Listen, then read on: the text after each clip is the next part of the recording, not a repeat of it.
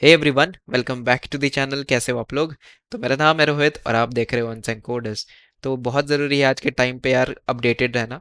तो आज मैं लेकर के आया हूँ एंड्रॉयड 17 के कुछ लेटेस्ट रिलीजेस जो कि बीटा रिलीज में निकाले गए हैं। तो आप लोगों से रिक्वेस्ट है कि please make sure to watch the full video. छोटी सी है बट बहुत इंफॉर्मेटिव है। एंड आगे बढ़ने से पहले अगर आप लोगों ने चैनल को सब्सक्राइब नहीं किया है तो क्या कर रहे हो यार, कर दो। आप लोगों के बेनिफिट्स के लिए ही तो बनाया है ये। चलो, तो सबसे पहले आते हैं रिलीज ओवरव्यू में। हमारा टाइमलाइन है रिलीज डेट का 13 फरवरी 2026, जो कि ऑलरेडी रिलीज हो चुकी है। सिक्योरिटी का पैच लेवल है 5 जनवरी 2026 का। एलिजिबल डिवाइसेस कौन कौन से डिवाइसेस में ये सबसे पहले रिलीज होगी? तो एंड्रॉइड 17 सबसे पहले रिलीज होगी पिक्सल के 10 सीरीज पे, 9 सीरीज पे, 8 सीरीज पे। और जितने भी लेगेसी और लार्ज मतलब पिक्सल के डिवाइसेस है उसमें सबसे पहले आएगी। तो देख लो भाई, आप पिक्सल खरीदने का सोच रहे हो कि नहीं। नेक्स्ट है अपना बिल्ड कॉन्फ़िगरेशन। देखो इसका नाम बड़ा ही अजीब दिया गया है। अभी तक हम यार जितने भी सुन रहे थे तो it is like based on cakes और मिठाई एटसेट्रा, बट अभी यहाँ पे बहुत ही अलग है। सिनेमन बन नाम रखा गया है इसको। एंड बाकी यार डिस्ट्रीब्यूशन चैनल्स, अगर आप लोग एंड्रॉइड एमुलेटर यूज़ करते हो तो वहाँ पे भी आपको ये लेटेस्ट रिलीज एंड्रॉइड 17 की मिल जाएगी। आगे बढ़ते हैं। सबसे पहले बात आता है हमारा अडेप्टिव ऐप्स को लेकर के। तो आपने बहुत सुना होगा कि अडेप्टिव ऐप्स में बहुत सारी चीज़ें चेंज हो रही है। लाइक एंड्रॉइड 17 से ये सारी चीज़ें हटा दी जाएंगी। मतलब अभी आप क्या करते हो ना, कि किसी एक पर्टिकुलर डिवाइस के स्क्रीन के बिहेवियर वाइज आप लोग ऐप बनाते हो कि ठीक है ये पोर्ट्रेट है तो पोर्ट्रेट ही रहेगा। बट आफ्टर एंड्रॉइड 17 ये सारी चीज़ें हटा दी जाएंगी। मतलब आपका डिवाइस अब सारे स्क्रीन के लिए अडेप्ट होनी चाहिए, आपको ऐसा बनाना है। तो अब जैसा कि यहाँ पे देख रहे हो, रनिंग ऑन लार्ज स्क्रीन जिसमें 600 डीपी से बड़ी है, can no longer opt out of resizing और ओरिएंटेशन चेंजेस। मतलब वहाँ पे बाय डिफॉल्ट ये एम्बेड की जाएगी कि भैया अब जो है वो आप नहीं कर सकते हो, मतलब फिक्स नहीं कर सकते हो स्क्रीन को। अब आपको उसको अडेप्टिव बनाना ही पड़ेगा। तो यहाँ पे कुछ एग्जाम्पशंस भी हैं, जैसे जितनी भी डिवाइसेस जो 600 डीपी से कम की हैं उसमें लाइक स्टैंडर्ड फोन, उसमें कुछ भी इफेक्ट नहीं होगा। बट जो भी डिवाइसेस 600 डीपी से ऊपर की हैं भाई, उसमें इफेक्ट तो ये पक्का ही होगा। और अगर आपकी कोई गेम वाली है यार कंपनी और आप गेम के एप्लीकेशंस बनाते हो तो उसमें आप एग्जाम कर सकते हो यूजिंग एंड्रॉयड ऐप कैटेगरी में गेम डाल करके। तो यहाँ से थोड़ी सी आप लोगों को रिलीफ मिल जाएगी, but most of the devices में नहीं मिलेगी। आपको करना ही पड़ेगा स्विच। यहाँ पे आप देख सकते हो जितने भी ये मैनिफेस्ट एट्रीब्यूट्स हैं, screen orientation, resizable activity, max aspect ratio, then this, ये सब कुछ ही यहाँ पे बाय डिफॉल्ट ही डाल दी जाएगी एंड्रॉइड 17 में। तो make sure to test all your devices with the responsive layouts. Next है अपना परफॉर्मेंस एंड रन टाइम। अब देखो यहाँ पे चीज़ें थोड़ी सी टेक्निकल है, ट्राई टू अंडरस्टैंड मी। और मैं थोड़ा सा आपको इजी एग्जांपल दे करके समझाने की कोशिश करूंगा। तो अभी तक आपको पता है जितनी भी यूआई से रिलेटेड वाली चीज़ें हैं वो सब कुछ मेन थ्रेड पे होती हैं। अब मान लो मेरे पे दो एप्लीकेशंस है, एक है मेरा टास्क का ऐप, एक है अलार्म का ऐप। अब यहाँ पे क्या करेगा, जैसे ही मान लो अलार्म वाली ऐप का टाइम हो चुका है कि उसको अलार्म भी देना है, तो वो क्या करेगा, मेन थ्रेड पे जा करके सबसे पहले यार यहाँ पे नोटिफिक यूआई को दिखाने की कोशिश करेगा। तो ये डाल देगा अपने मैसेज क्यू में, जो भी सिस्टम की मैसेज क्यू चलती है सीपीयू पे, तो उस पर ये मैसेज क्यू डाल देगा। अब ऐसा होता था, मान लो जब एक एप्लीकेशन यहाँ पे किसी तरह का मान लो टास्क डाल रहा है, तो उस केस में जो दूसरी एप्लीकेशन है उसको वेट करना पड़ता था। एंड विदाउट वेट वो अपना टास्क नहीं डाल सकता है। मतलब जो मेरी मान लो टास्क वाला एप्लीकेशन है वो अपना जो यहाँ पे रिक्वायर्ड टास्क परफॉर्म करना चाहता है वो यहाँ पे नहीं डाल सकता है जब तक अलार्म वाला ऐप यहाँ पे डाल रहा है। तो यहाँ पे बहुत ज़्यादा ये हो जाती थी भाई, भसड़ हो जाती थी। तो यहाँ इसलिए कभी भी मतलब होता था कभी कभी कि यूआई रेंडरिंग प्रॉपरली स्मूदर नहीं होती थी। तो इसीलिए इसको रिलीज सॉल्व करने के लिए lock free message queue use किया गया है। मतलब अब दो एप्लीकेशन साथ में अपने अपने टास्क डाल पाएंगे विदाउट एनी वेट। तो यहाँ से बहुत ज़्यादा ऑप्टिमाइज हो जाएगी चीज़ें। नेक्स्ट है अपना जनरेशनल गार्बेज कलेक्शन। तो देखो क्या होता है ना, गार्बेज कलेक्शन जिसको हम लोग जीसी भी बोलते हैं, सिस्टम का एक तरीका है मेमोरी क्लीन करने का। तो जब भी आप एप्लीकेशंस वगैरह रन करते हो ना, तो उस समय जो वेरिएबल्स है वो कुछ मेमोरी या स्पेस लेती हैं सीपीयू में। अब ये गार्बेज कलेक्टर का काम है भाई कि जितने भी वेरिएबल्स वगैरह बने उनको डिलीट कर देना अगर ऐप यूज में नहीं है तो बहुत बार क्या होता है ना, जो गार्बेज कलेक्टर है वो बहुत हैवी हो जाता है बिकॉज काफ़ी सारी यहाँ पे वेरिएबल्स वगैरह बन रही होती हैं।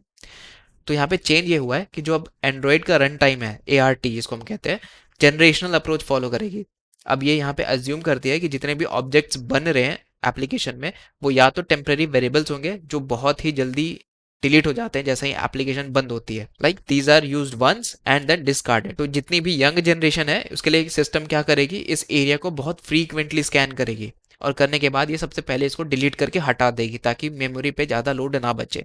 अब यहाँ पे आती है ओल्ड जनरेशन। ये लॉन्ग लिविंग ऑब्जेक्ट्स हैं जो कि यार मेमोरी में रह जाते हैं। चेंज में क्या होगा कि इन इस पार्ट के लिए ये काफ़ी लेस ऑफन स्कैन करेंगे इन चीज़ों को, सो दैट जितनी भी मतलब टेम्पररी चीज़ें थी वो पहले निकाल दी जाए और जितनी भी रिमेनिंग चीज़ें हैं वो धीरे धीरे भी निकलेगा तो चलेगा, बिकॉज मेमोरी पे उतनी लोड नहीं पड़ेगी अगर आपका ऑलरेडी टेम्पररी चीज़ें निकल चुकी हैं। तो नेक्स्ट है आपका स्टैटिक फाइनल फील्ड्स। देखो यहाँ पे है ना चीज़ें बहुत ही मज़ेदार है। जब भी आप स्टैटिक फाइनल लिखते हो ना कॉटलिन में, तो क्या होता है कि कंपाइलर समझता है कि ठीक है ये चीज़ें चेंज नहीं हो सकती और उसका मतलब भी वही होता है। लेकिन अब बहुत लोग शातिर होते हैं, मतलब तेज बनते हैं। तो क्या होता है कि एक रिफ्लेक्शन करके प्रॉपर्टी होती है जिसको आप लोग यूज करते हैं किसी वेरिएबल के वैल्यू को चेंज वगैरह करने के लिए। मतलब अगर आपका वो स्टैटिक फाइनल है तब भी आप वेरिएबल वैल्यूज को चेंज कर सकते हो यूजिंग द रिफ्लेक्शन प्रॉपर्टी। तो अब यहाँ पे एंड्रॉइड 17 में स्ट्रिक्ट कर दी गई है।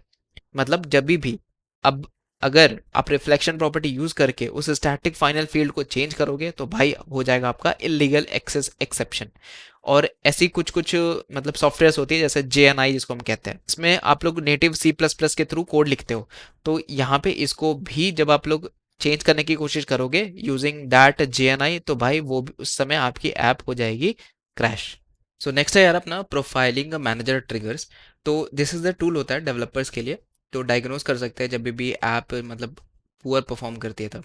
तो पहले क्या होता था, जब भी कोई ऐसा बग आपको फाइंड करना होता था ना जो बहुत ज़्यादा क्रिटिकल और बहुत ज़्यादा रेयर हो, तो वो सारी चीज़ें बहुत मुश्किल हो जाती थी। जैसे अभी हम लोग भी जब डेवलपमेंट करते हैं तो समटाइम्स कुछ ऐसे बग्स आते हैं जो हमारे पास में रिप्रोड्यूस नहीं होते हैं, वो बहुत ही रेयरली आते हैं।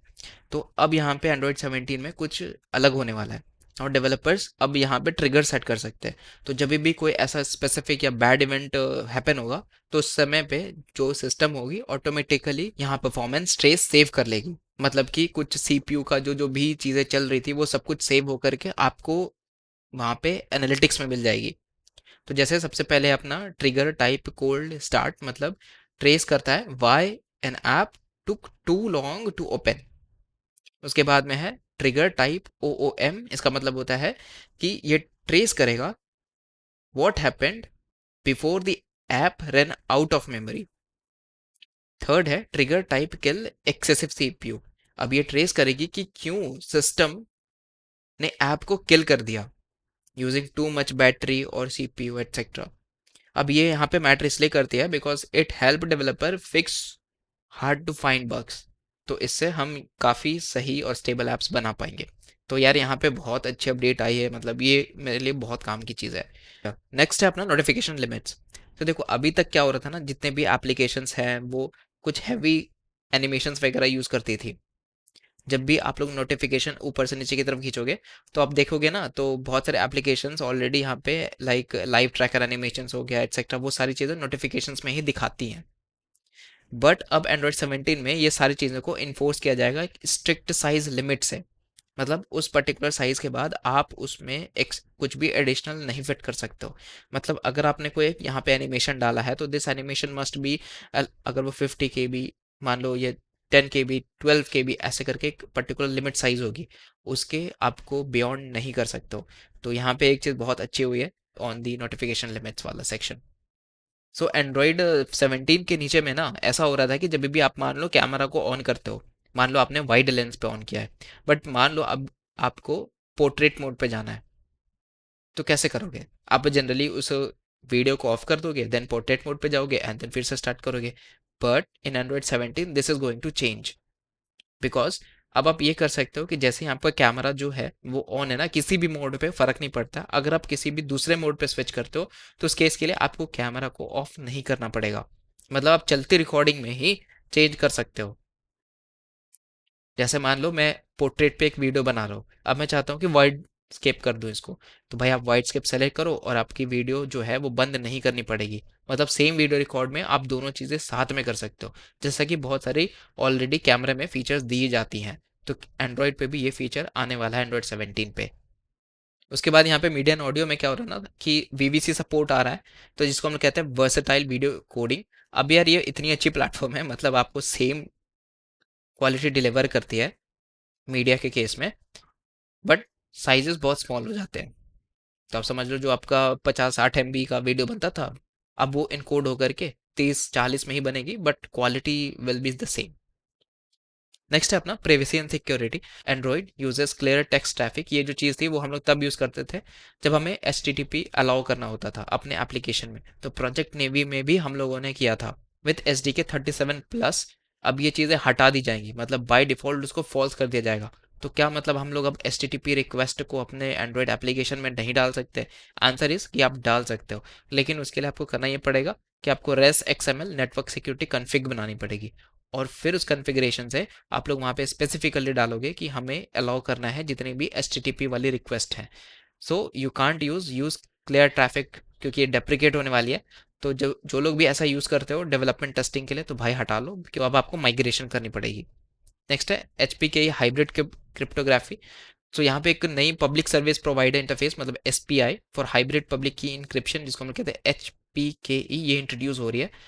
अब ये इनेबल करेगा secure communication using combination of public की और सिमेट्रिक इंक्रिप्शन, जिसको हम कहते हैं AEAD। तो जब भी आप लोग यार इंक्रिप्शन वगैरह करते थे ना, तो यहाँ पे आप लोगों को स्पेसिफिक कोई लाइब्रेरी डालनी पड़ती थी, या फिर मान लो किसी क्रिप्टो की लाइब्रेरी डालनी पड़ती थी। अब HPK आने के बाद आप लोगों को उतना एफर्ट नहीं डालना पड़ेगा। आप सिंपली इसके लाइब्रेरीज को इंपोर्ट करो और अपने एंड्रॉइड एप्लीकेशन में डायरेक्ट यूज कर सकते हो विदाउट एनी एक्सटर्नल लाइब्रेरीज। अब यहाँ पे होगा क्या, सिंस आप लाइब्रेरीज वगैरह इंपोर्ट तो नहीं कर रहे हो जो भी क्रिप्टो वाले की है, तो यहाँ पे ऐप साइज रिड्यूस हो जाएगी, कॉम्प्लेक्सिटी भी इनहांस हो जाएगी और सिक्योरिटी भी इनहांस हो जाएगी। तो तीनों चीज़ें एक साथ हो गया, बढ़िया है। नेक्स्ट है developer tools and connectivity. Different different profiles आने वाले हैं, जैसे मेरा मेडिकल डिवाइसेस के लिए हो गया, या फिटनेस ट्रैकर को के लिए हो गया। तो मतलब ये प्रोफाइल्स के बेसिस पे आप सेलेक्ट कर सकते हो कि कौन सी परमिशन आपको देनी है और कौन सी नहीं देनी है। नेक्स्ट है आपका यूनिफाइड डायलॉग, मतलब अब आप बंडल कर सकते हो जो भी नियर बाय परमिशन आपकी लगती है on the basis of set extra permissions में। तो आपकी कनेक्टिविटी और VoIP में थोड़े बहुत चेंजेस हुए हैं कि यहाँ पे डिस्कवरी में इंक्रीज हो जाएगी, इन्हांस हो जाएगी, और अवेयरनेस में भी यहाँ पे वाईफाई की जो अवेयरनेस है वो भी इंक्रीज हो जाएगी। और यहाँ पे VoIP इंटीग्रेशन हो रहा है, मतलब जब भी आप मतलब कॉल वगैरह करते हो ना, तो अभी क्या होता है कि कई बार जो एवेटार की URL है वो फेच नहीं होती है, आपको इमेजेस वगैरह नहीं दिखते हैं उसके हिस्ट्री में, बट वो भी चीज़ अब इन्हांस हो रही है, तो आप उसको भी देख पाओगे। उसके बाद है कॉन्फ़िगरेशन चेंज में, कि अब एक्टिविटी अपने आप को बाय डिफ़ॉल्ट रीस्टार्ट नहीं कर सकता है। मतलब कि कई बार होता था कि अगर मान लो आपको एक पूरी एक्टिविटी वापस से रीस्टार्ट करनी है, मान लो आपने कुछ सब्सक्रिप्शन लिया हुआ है किसी चीज़ का, तो जैसे आप यहाँ पे सब्सक्रिप्शन कैंसिल करते हो या सब्सक्रिप्शन इनेबल करते हो, तो क्या होता है आपकी पूरी ऐप वापस से बनती है। तो अब वो चीज़ें बाय डिफ़ॉल्ट फॉल्स होंगी इन Android 17। आपको सिंपली यूज़ करना पड़ेगा रिक्रिएट ऑन कॉन्फ़िग चेंजेस, अगर आपको रीस्टार्ट करनी है पूरी की पूरी एप्लीकेशन या एक्टिविटी को। तो यहाँ पे ये चीज़ें भी इंपॉर्टेंट है। Q1 में हमारा रिलीज हो चुका है बीटा वर्जन, एंड Q2 में रिलीज होगी यहाँ पे कुछ और भी मेजर चेंजेस, और फाइनली मेरा Q4 में रिलीज हो जाएगा all the minor SDK update. तो मोटा मोटी अब देखो तो इस ईयर के अंदर ही, मतलब अराउंड मेरे को लगता है अगस्त या सितंबर या अक्टूबर के अराउंड ही Android 17 रिलीज हो जाएगी on most of the devices, जितने भी पिक्सल्स वगैरह के डिवाइसेस हैं। तो बस यार आज के लिए बस इतना ही। होपफुली आप लोगों को मज़ा आया, अगर मज़ा आया तो please make sure to subscribe to the channel. Thank you so much, मिलते हैं नेक्स्ट वीडियो पे।